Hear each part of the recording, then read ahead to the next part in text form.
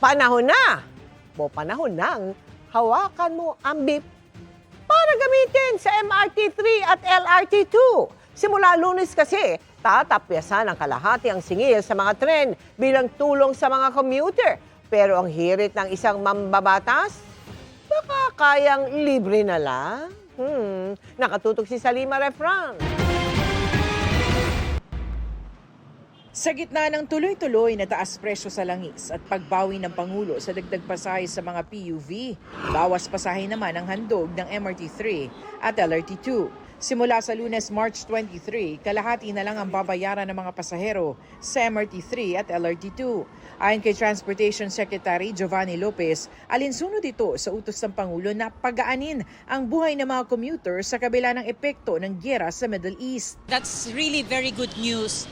Kaya ang nga po dapat noon pa natin inaayos yung public transport system natin. Siyempre nakakatuwa po, lalo na po sa aming mga estudyante, sobrang importante po talaga nun kasi kami, ang dami na po talaga naming gastusin. Masaya, yung mga tao na nangangailangan na minimum level is mas nakakatulong para sa kanila na mabawasan yung kanilang gastusin sa pang-araw-araw. Ang MRT3 handa raw sa pagdami ng mga pasahero sa pagsisimula ng bawas pasahe sa Lunes. Nasa 450,000 hanggang 475,000 ang ridership araw-araw ng MRT3. Wala raw ilalabas na dagdag na budget para rito at bibilangin ang mga diskwento bilang revenue loss. Ang LRT1 na pinamamahalaan ng private company na Light Rail Manila Corporation o LRMC, wala pang opisyal na anunsyo kung magkakaroon rin ng bawas pasahe. Sabi ni Akbayan Representative Percy Sandanya, bagamat maganda ang diskwento sa pasahe, mas maganda raw sana kung gawing libre na ang pasahe sa mga tren.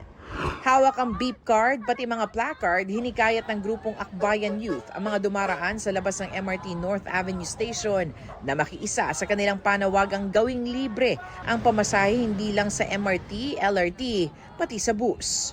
Sabi pa ni Sendanya, kung kaya raw magbigay ng diskwento, bakit hindi raw lubos-lubosin na? Malaki niya may tutulong nito sa gastusin ng mga mamamayan. Para sa GMA Integrated News, Salima Refran, nakatutok 24 oras.